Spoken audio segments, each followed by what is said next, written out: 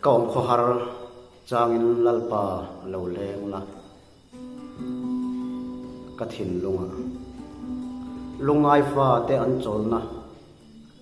mun ile na chu kha sa ina ron sa do ni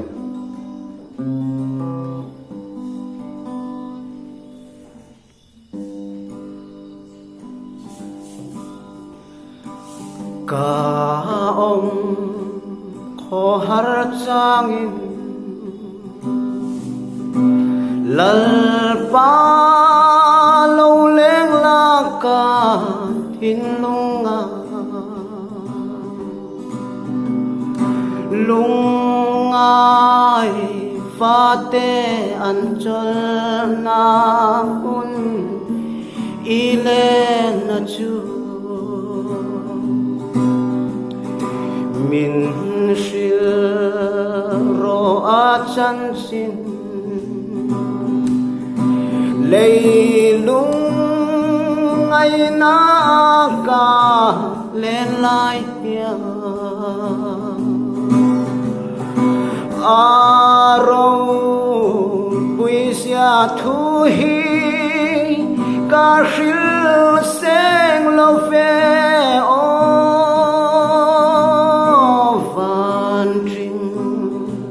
trăng ai phule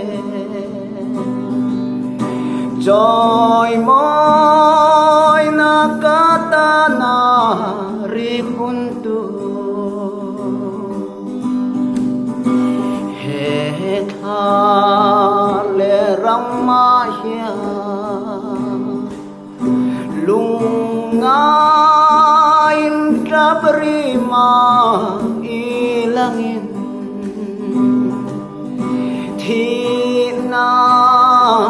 lui ral ka kai hun chuan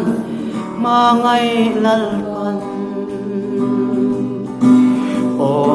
min lo hoa ka nga lungai mi tui nak na a bo phang aro bui sia thu hi ka shil seng lo fe o van tring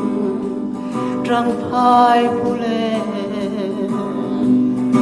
joy moi na kata na ri punto o chu mun na leng chua then na thu reng reng a soi ngai lo kho thiang lim le peram no tu thu le lai angel varle sera tenen faglan chol tingai lo aro puisia thu hin ka hil seng lo fe o fan tring trăng ai phule joy moi na kata na rik unto o chu mun theng turin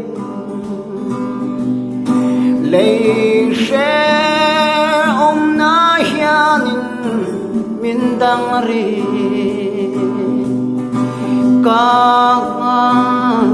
ngak nel iram thiang tim min tir tila ne na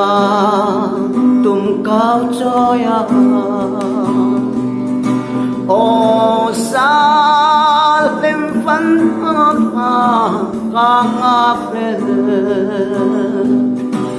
aro ui xia thu hi ca ril seng lo ve o van jing trăng ai pule joy moi na katana ri hun